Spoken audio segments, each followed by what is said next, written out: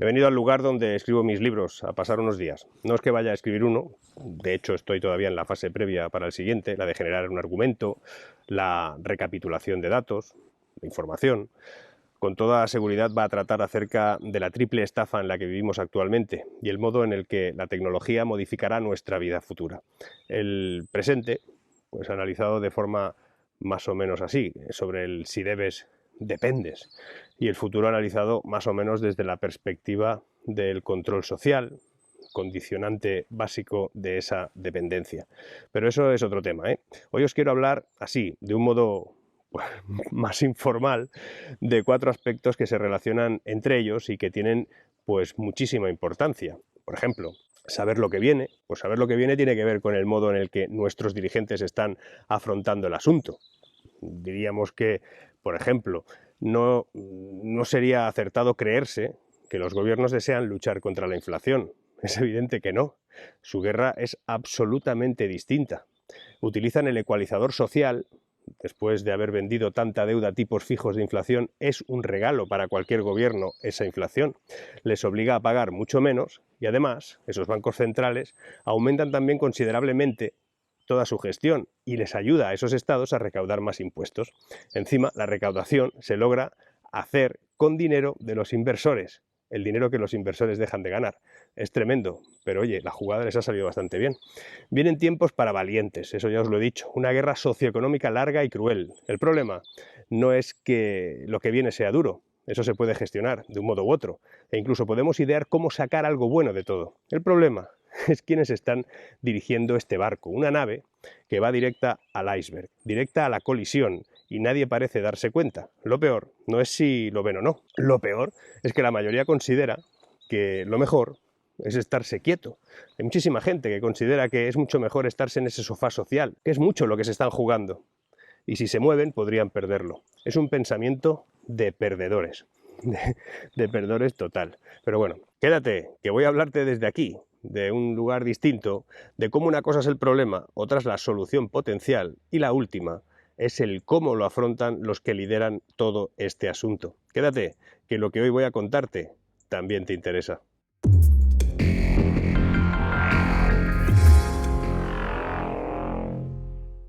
Ayer supimos que la inflación de Estados Unidos se situó en el 8,2% interanual, ligeramente por encima de las previsiones que manejaban los analistas, algo que, además, provocó un desplome inicial de las bolsas de todo el mundo, aunque después remontaron porque básicamente las reservas, o las reservas en ventas de bonos, ya no daban para más. Lo de ayer fue, sin embargo, una jornada curiosa que define muy bien dónde estamos realmente, básicamente porque si el dato del IPC general fue un jarro de agua fría, el de la inflación subyacente, la que excluye alimentos y energía, pues fue peor de lo que se esperaba, muchísimo peor, se quedó en un 6,6%, que es, como te digo, mucho peor de lo previsto. Es evidente que la economía de Estados Unidos, pues oye, aguanta fuerte, y la solidez del mercado laboral es lo que está dando alas a unas subidas salariales que están generando pues presiones inflacionistas por culpa de salarios, ¿no?, en segunda ronda. De momento no logran revertirlo, y de hecho es posiblemente mucho peor el asunto, porque de hecho si miramos la fotografía intermensual, la inflación en realidad en Estados Unidos se está acelerando de nuevo. Las dudas pues sería qué van a hacer la Reserva Federal, qué piensa hacer, viendo que su lucha contra la inflación no surte ningún efecto, cómo nos va a afectar a todos nosotros algo así. Bueno, pues yo ya he explicado alguna vez que lo que diga Jerome Powell, el jefe de la Reserva Federal, afecta muchísimo a cualquiera de nosotros, aunque estemos pensando que todo esto nos puede quedar un poco lejos. Fíjate, la Fed, la Reserva Federal, le va a pegar un meneo de 3 pares de narices importante a los tipos de interés. Esta inflación, que no es por la demanda, sino por problemas de oferta y exceso de liquidez, es como la que se tuvo que lidiar en los años 70, cuya batalla duró una década. Y esto sí que nos afecta, y mucho. Es posible que la economía estadounidense pueda soportar una subida de tipos importante, pero vamos, que es bastante poco probable que lo pueda hacer el resto del mundo, sobre todo que lo puedan soportar algunos países europeos. La subida del IPC obliga a que sigan subiendo los tipos allí en Estados Unidos. Eso va a hacer atractivo el dólar muchísimo más y va a provocar el encarecimiento de la energía, el combustible y todo lo que se deriva de ahí. Y por si fuera poco, para evitar que eso se acentúe, por ejemplo en Europa, el Banco Central Europeo subirá las nuevas tasas, subirá aún más las tasas de interés, porque tiene que pelear contra eso. Básicamente, si hace atractivo el dólar, pues tiene que buscar fórmulas para que se haga atractivo el euro, y con Alemania y una inflación tan alta, pues eso no va a ser posible de evitar. El Euribor va a llegar al 4% en España, por ejemplo, va a costar financiar la economía productiva, se va a encarecer muchísimo la deuda pública, el rompecabezas actual, ese de tipos de interés altos, inflación enganchosa, estancamiento de la economía, es por lo que el Fondo Monetario Internacional ha rebajado sus previsiones de crecimiento del PIB mundial, entre otras, lo que en el caso de España pues, se ha traducido en que nos dejan en 1,2% para 2023. En su informe World Economic Outlook, el FMI nos deja mucho más abajo de lo que prevé el propio gobierno o incluso otros organismos, pero ya os adelanto que se quedan bastante cortos. Un día os tengo que explicar cómo hacen los informes esta gente. Esta gente es la que hablaba de, en enero pasado, no ha pasado ni un año, de inflación coyuntural, ¿vale? Y atendiendo a que modificarán la previsión a la baja continuamente, que lo van a seguir haciendo, es como anunciarnos poco a poco, como la teoría de la rana y el cazo con agua hirviendo, que el año que viene vamos a entrar en recesión, pues sí o sí. De hecho, en 2023 firmaríamos ese 1,2 de crecimiento con los ojos cerrados. Pero si nos centramos en 2022, el Fondo Monetario Internacional dice que España crecerá un 4,3, algo que dependiendo de quién te lo traduzca, pues se mantiene una especie de discurso acerca de que vamos a la cabeza de las grandes economías de la eurozona. Así es como lo están trasladando, de hecho, desde el pasado martes, el gobierno y los que sueltan estos rollos. España es quien más crece. Dicen, se va a convertir como en realidad. Nos van diciendo unos y otros, ministros, vicepresidentas, todo el mundo, que España lidera el crecimiento de la eurozona, pero es trampa. Es como hacer una foto en el momento en el que varios corredores de atletismo pasan por la meta, a falta todavía de cumplir algunas vueltas, pero hay un corredor doblado que encabeza el grupo y que si lo miramos sin aplicar la perspectiva suficiente de total de la carrera, pues parecerá que la lidera. Y la confusión es que el dato de que España crece más que otros es real, pero el problema es que ese dato no está armonizado, que es la manera en que en economía llamamos a las cifras para poderlas comparar y hacerlo de manera totalmente correcta. Si no se armonizan, no nos valen. Y veamos, si estás en el piso, por ejemplo, 100 y subes un 11% de plantas, alcanzas el 111. Si estás en el nivel 80 y subes un 14% de pisos, llegas al 91. Es decir, que a pesar de haber subido un 3% más de pisos, en el segundo caso, en realidad, has subido lo mismo. Y lo peor, sigues 20 pisos por debajo del que estabas antes. Es igual, sigues como al principio. Bueno, pues ahí estamos, subiendo pisos. España, Reino Unido, Canadá, y los están bajando pues Alemania y Estados Unidos, que eso sí que es preocupante. Básicamente porque esa es posiblemente la razón la que nos lleva, según el FMI, y asegura que eso es así, a un invierno muy duro, pero sobre todo, como dicen ellos, a algo que todavía va a ser peor, el año que viene. Si atendemos a cómo hacen sus informes el FMI, como os decía, pues la cosa es bastante más preocupante de lo que aparenta.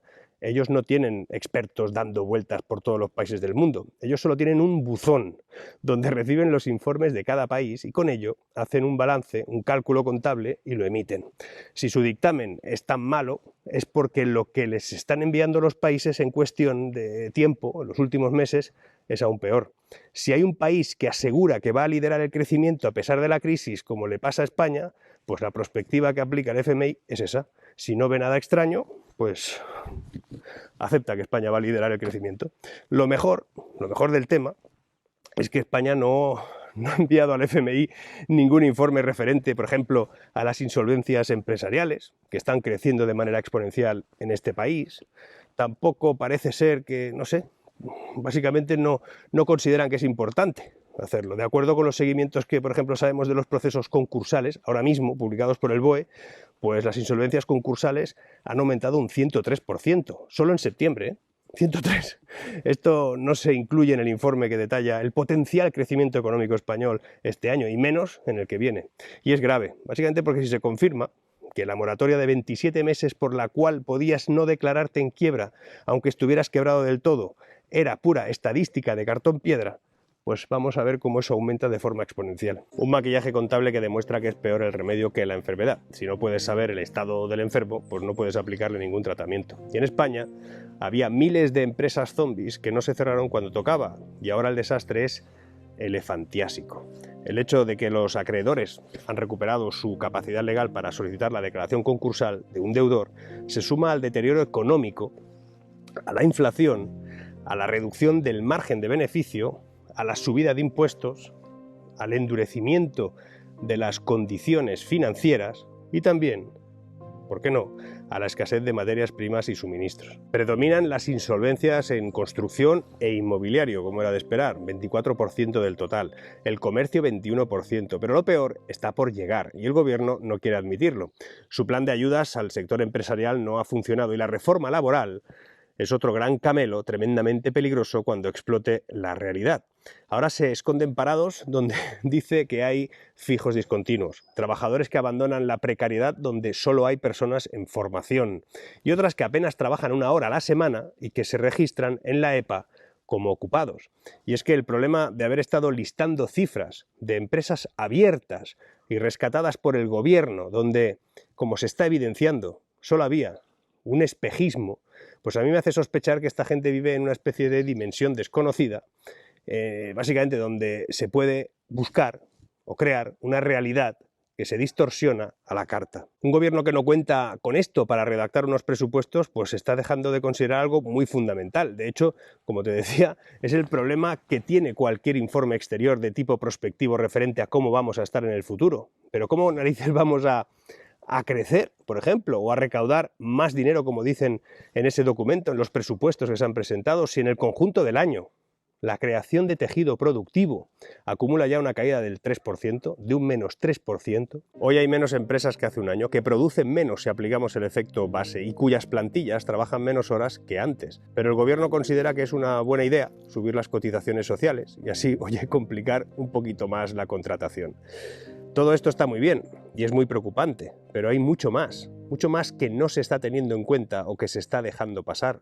Las hipotecas a tipo variable en España todavía son 1 de cada 3. Como decía aquel, en este país hay 3 clases de personas. 1, los que saben contar, y 2, los que no. Y a veces da la impresión de que vamos sobrados de estos últimos, los que no. Pero hablamos de familias, de millones de familias que van a ver cómo este octubre, como pasó en septiembre, y en los siguientes meses, van a tener revisiones de cuotas hipotecarias. Hace poco supimos que el Euribor pues, sufrió el mayor incremento de la historia. Te lo he dicho al principio de este vídeo, es un problema, es importante. Básicamente estamos hablando de pagar casi un 50% más por la hipoteca de lo que se pagaba hasta ahora. Ahora bien, lo peor es que este aumento, que ahora es el mayor de la historia, dentro de un mes será el segundo mayor de la historia. Muchos se amparan en que no estamos en una recesión técnica, algo que se produce cuando el PIB se contrae durante 2 trimestres consecutivos, eso ya lo sabemos. Pero adelanto que técnicamente entraremos en recesión en enero y lo sabremos probablemente de forma oficial en marzo del año que viene. No hay otra. El problema no es que entremos en recesión técnica. Lo grave es que ya estamos en una recesión virtual y no se están tomando medidas en ese sentido.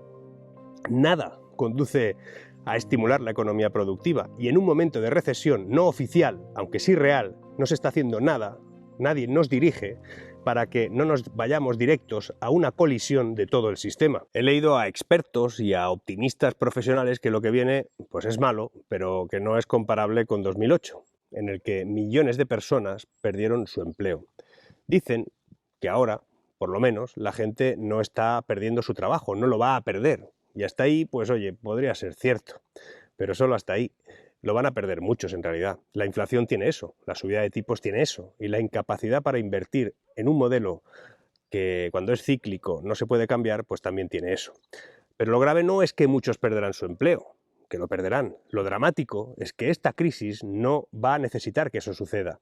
Millones de empleos van a ser incapaces de soportar los cambios de una deflación social que sí se está produciendo. El poder adquisitivo se va a reducir para siempre. Pero eso ya no es solo una crisis, No va a ser solo una crisis en ese sentido, va a ser un descenso de categoría. De eso estamos hablando ahora. No hablamos de paro desmedido, hablamos de un fallo en el sistema que va a reducir la clase media como nunca antes. Lo más increíble de todo es que el 90% de los protagonistas de ese descenso no se van a dar ni cuenta. Se denominan microburgueses low cost y es gente que puede hacer muchas cosas, o ellos creen que pueden hacer muchas cosas, pero que como se les rompan las gafas entran en crisis. Volvamos. Nuestro país cayó tanto en 2020 que aunque no hubiéramos hecho nada, solo arrancando los motores de la economía ya hubiéramos crecido de manera importante. El problema es que ese crecimiento se ha producido tarde, mal y apoyado en deuda. Una deuda que, como te dije el lunes en el directo, y también en el vídeo del martes, que te recomiendo mires con detalle porque el tema es muy duro, supone un pago en los presupuestos generales del Estado para 2023 de unos intereses absolutamente monumentales. En concreto, suponen la tercera partida más importante de los presupuestos. Tela, ¿eh? Solo los intereses. Igual piensas que, oye, ¿qué se puede hacer? ¿Qué debemos hacer? ¿O qué puede hacer el gobierno para evitar todo eso? Pues primero debe hacer algo urgente. Se tienen que aplicar medidas contra el diferencial de inflación que tiene España con la eurozona. Eso es gravísimo. Y te voy a contar el porqué. El desequilibrio que siga aumentando se va a llevar por delante, fundamentalmente, la próxima temporada turística. Y si eso es así, una recesión como la que se plantea nos va a parecer una tarde en Disney. El problema es el zoco en el que se ha metido este país cuando se habla de impuestos, por ejemplo. Mientras unos hablan de bajar impuestos sin detallar cómo lo van a hacer, cómo van a sustentar una bajada de impuestos, otros solo hablan de fondos europeos, de gasto, de deuda. Curiosamente, el gasto público, por un lado, o la reducción de impuestos para el consumo, por el otro, lo único que van a hacer es estimular el mayor problema que tenemos, la inflación, paradójicamente. En lugar de todo eso, lo que deben hacer sus señorías y sus señoríos es minimizar la administración, reducir el gigantismo público, para que unos puedan, de alguna manera, bajar impuestos y otros puedan ser eficientes con el gasto. Pero todos lo están retrasando, ninguno de ellos se va a atrever a hacerlo. Sin embargo, o reducimos impuestos y adelgazamos la administración y le aplicamos ingresos extras a la reducción de deuda, o de esta no vamos a salir, ¿eh? El deterioro de la balanza comercial empieza a ser enorme. No se matriculan coches, el comercio minorista se hunde, la industria sufre y la inversión no hace más que caer. El gobierno es optimista y es bueno que el patrón del barco, pues oye, sea optimista y que lo sea a pesar de ver que viene una tormenta perfecta, me parece bien. Pero lo que pasa es que el problema de un optimista que no tiene en cuenta los datos, pues al final lo que representa ser es un iluso. Como he dicho alguna vez, lo de ser optimista porque sí me parece una actitud inservible. Ser catastrofista sin aportar nada tampoco parece útil, pero a pesar de que a los que denunciamos esta situación y lo hacemos desde la analítica de los datos existentes, traduciendo lo que no se ve a simple vista, nos llamen, como a estos últimos, catastrofistas, pues yo no lo acepto. Es que no lo acepto porque cada día, cada mañana, yo arranco con la idea de analizar, diagnosticar y plantear soluciones. Solo se puede ser solucionista si reconoces la situación real, si por muy catastrófica que toda esta parezca, intentes encontrar una vía, una salida. Desde aquí, desde estos 3 días que estoy pasando aquí, solo os digo que seguimos.